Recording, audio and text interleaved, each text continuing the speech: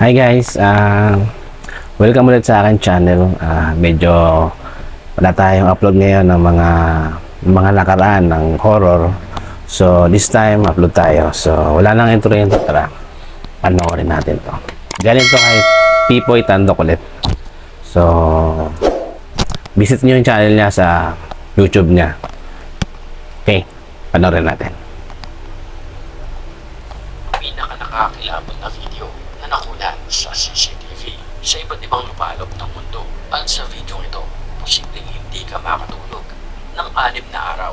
Yan ang mga pag-usapan natin dito lang sa ating channel. Kaya kung ready ka na, ano pang hinihintay mo? Tara na!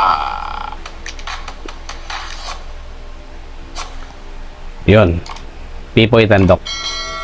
Sa paunang video natin, kuha ito mula sa CCTV ng isang laboratory kung saan naaktuhan ang paglalakad di umano ng isang duwende kung saan naroon ang mga tubo papunta sa mga tangke. Mapapansin natin sa video ito na animoy may isang maliit na nilalang na naglalakad at tila may hawak ito na isang bagay.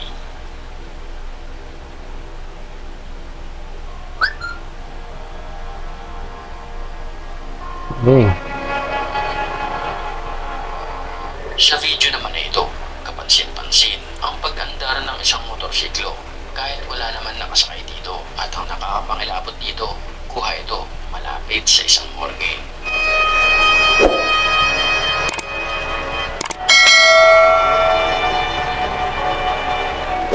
Boom. Totoo nga, no? So, wala talaga siyang tali. Makikita nyo, wala talagang katali-tali. So, totoong-totoo na may nagpapagalaw sa motor.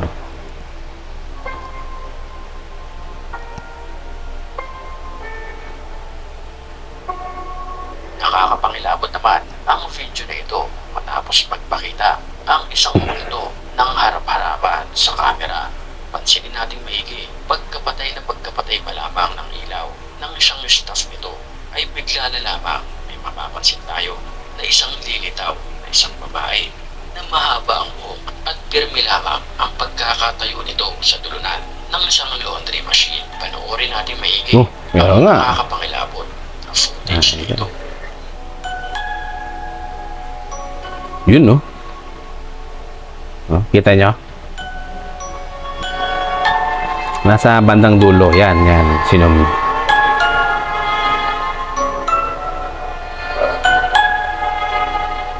Ayan. Boom.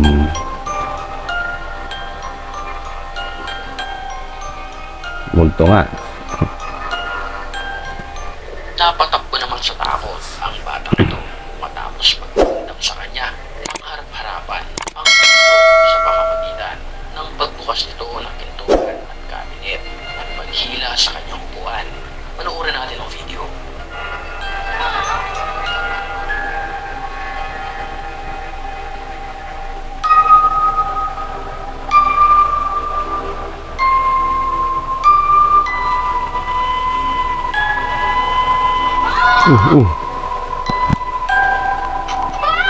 Takbo siya.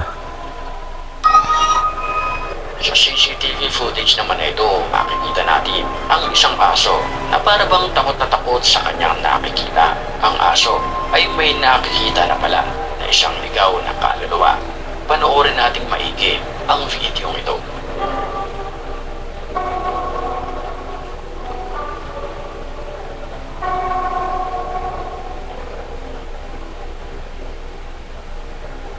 Meron nga.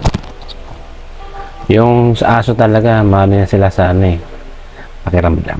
Matalas yung pakiramdam nila. So, totoo to.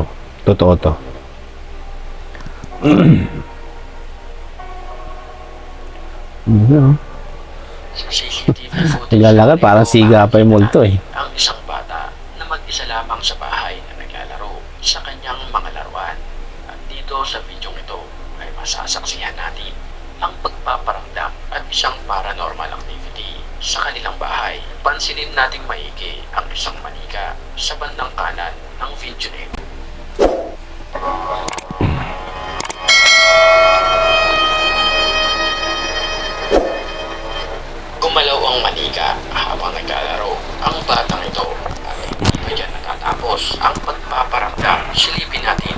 sumunod na nangyari.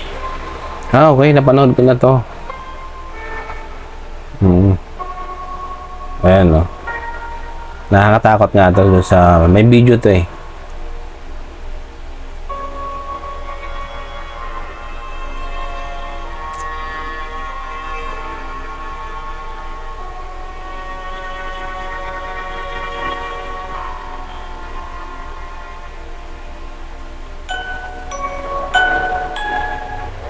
Ang CCTV na ito sa isang mental hospital. Makikita natin sa video ang isang pasyente na nakatayo lamang sa gilid ng pader. Ilang oras din siyang narito. Ayon sa mga tagabantay, ay mayroon siyang nilalang na nakakausap. Bagamat siya ay may sakit sa pag-iisip. At sa mga puntong ito, ay hahayaan ko kayong humusga sa video ito. Panoorin natin mahigi.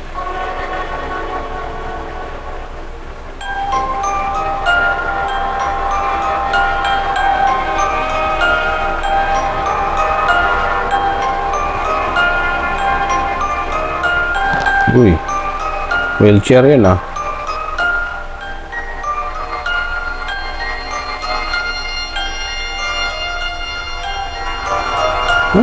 Nainisip yung mata?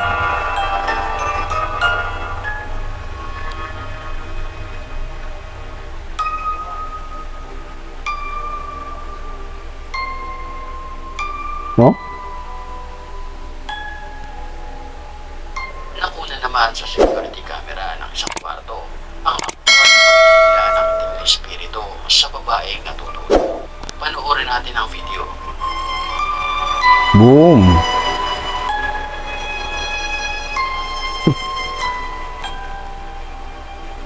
Ang lakas ng espiritu, nahihila niya talaga, oh, no?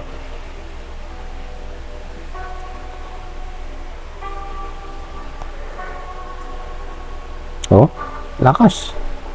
Isang kakaibang nilalang naman ang nakunan sa camera ng pintuan. Makikita natin sa video ito sa kalagitnaan ng alas 2 at alas 3 ng madaling araw. Ang nilalang na nakunan sa camera ay precious. parang gumagapang at ito ay sobrang payat na para bang hindi mo masasabing kasama siya sa sangkatauhan. Ano sa tingin mo ang nilalang na ito? Pwede mo i-comment ang iyong opinion sa comment section. Grabe, no?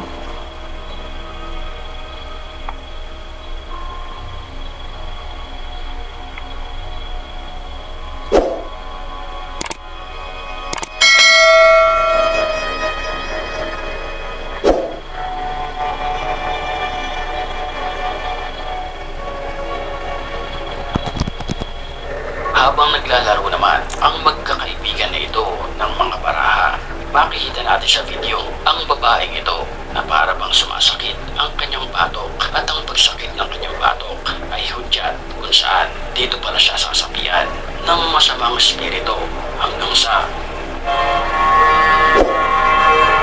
may bigla na lamang kumita sa kanya. Maya-maya pa ay nagtakbuhan ang dalawa niyang kaibigan at naglakad ito ng pabaliktad.